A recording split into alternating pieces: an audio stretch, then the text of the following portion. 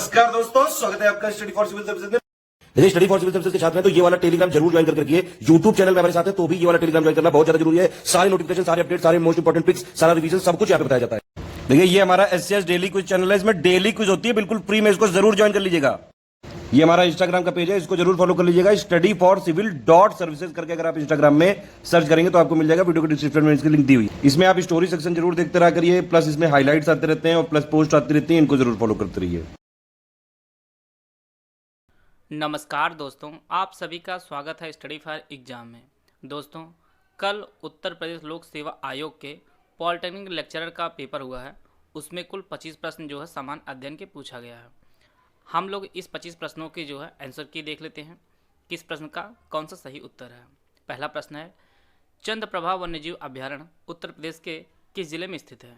तो चंद्रप्रभा जो है यह उत्तर प्रदेश के चंदौली जिले में स्थित है। इसका जो बी वाला ऑप्शन है वह सही है।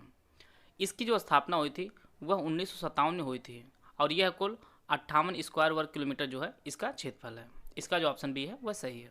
अगला प्रश्न है, विशेषाधिकार समिति में कुल कितने सदस्य होते हैं। तो विशेषाधिकार समिति में कुल 15 सदस्य होते हैं। इसका जो ऑप्शन बी है वह सही है। अगला प्रश्न करंट अफेयर से है, अक्टूबर 2021 में घोषित नोबेल शांति पुरस्कार में के संदर्भ में कौन सा कथन सही हुआ, आपको पहचानना है। मारिया रेसा और डिमित्री मुराटोव ने संयुक्त रूप से यह पुरस्कार जीता है। और अगला स्टेटमेंट है, इस वर्ष के पुरस्कार के दोनों विजेता जो हैं वह पत्रकार हैं। तो इसकी जो दोनों स्टेटमेंट है वह सही है। तो इसका जो सी ऑप्शन है वह सही है कि मारिया रेसा और डिमित्री मुराटोव जो है वह नोबेल शांति पुरस्कार 2021 जीते हैं और ये दोनों लोग जो है यह पत्रकार हैं।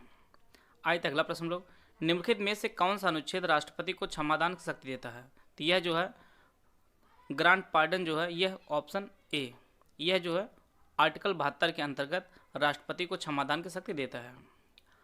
आते हैं अगला प्रश्न लोग, कर्क रेखा निम्नलिखित में से किन राज्यों से होकर गुजरती है वह आपको पहचानना है। यहाँ पे 4 राज्य दिया गया है, त्रिपुरा, मिजोरम, यह जो शब्द लिखा मणिपुर यह गलत लिखा हुआ, वह मणिपुर होता है। चौथा जो है पश्चिम बंगाल होता है। तो इसका जो सही आंसर है वह ऑप्शन सी, त्रिपुरा, मिजोरम और पश्चिम बंगाल से होकर कर्क रेखा गुजरती है, मणिपुर से नहीं गुजरती है। मणिपुर जो है कर्क रेखा से उत्तर दिशा में स्थित है।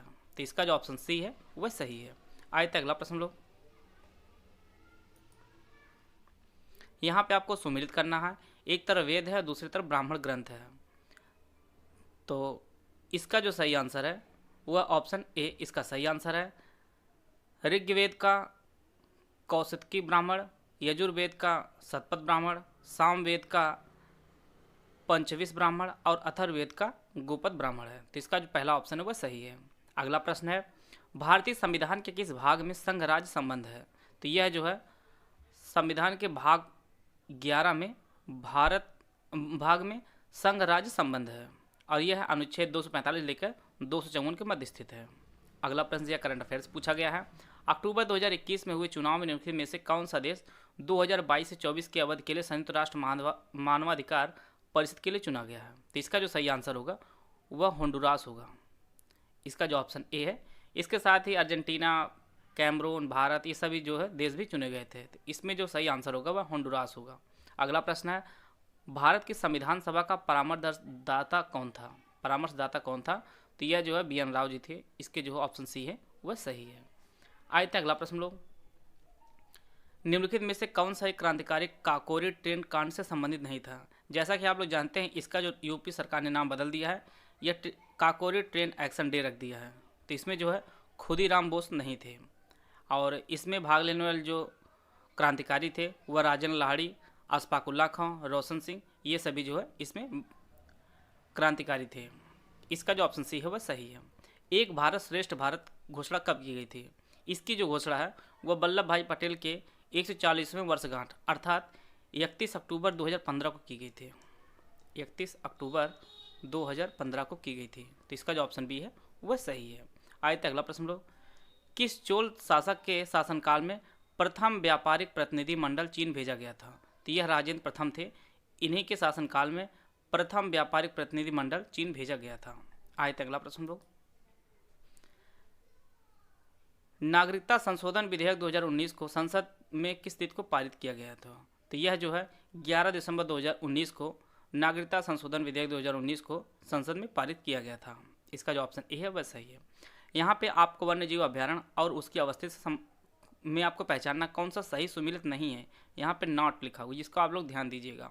तो इसका जो है सही आंसर है वो ऑप्शन सी, किसानपुर वन्य जीव अभ्यारण्य जो है यह बलरामपुर में स्थित होकर यह लखीमपुर खीरी में स्थित है और यह दुधवा नेशनल पार्क का ही हिस्सा है। और बात करते हैं इसके बारे में, तो यह 227 वर्ग किलोमीटर इसका जो है क्षेत्रफल है और इसकी स्थापना जो है 1972 में की गई थी। बाकी महावीर स्वामी अभ्यारण्य जो है यह ललितपुर में स्थित है। लाख बहुसी अभ्यारण्य कन्नौज में स्थित है। कैमूर अभ्यारण्य जो है यह मिर्ज़ापुर और सोनभद्र जिला में स्थित है। तो इसका जो सही आंसर होगा वह सी वाला ऑप्शन सही होगा। आए थे अगला प्रश्न लोग। अक्टूबर 2021 में कुशीनगर में अंतर्राष्ट्रीय हवाई अड्डे पर उद्घाटन के संदर्भ में कौन सा कथन सही है, वो आपको पहचानना है। लैंड करने वाली पहले उद्घाटन फ्लाइट श्रीलंका एयरलाइंस की थी, यह भी स्टेटमेंट सही है। दूसरा स्टेटमेंट है कुशीनगर उत्तर प्रदेश का चौथा अंतर्राष्ट्रीय हवाई अड्डा बना, यह दोनों स्टेटमेंट सही है। तो इसका जो ऑप्शन सी है वह सही है। वर्तमान में जो है उत्तर प्रदेश में कुल 4 अंतर्राष्ट्रीय हवाई अड्डे हैं और यह भारत का 29वां अंतर्राष्ट्रीय हवाई अड्डे बना है। आते हैं अगला प्रश्न लोग। यहाँ पे किस शहर को भारत के 100वें स्मार्ट सिटी के रूप में चुना गया है? तो यह आपका शिलांग होगा। शिलांग जो है यह भारत के 100वें स्मार्ट सिटी के रूप में चुना गया है। इसका जो ऑप्शन सी है वह सही है। भारत के मजदूर आंदोलनों को संगठित करने का श्रेय किसे दिया जाता है? तो इसका जो ऑप्शन बी है वह सही है, नारायण मेघजी लोखंडे।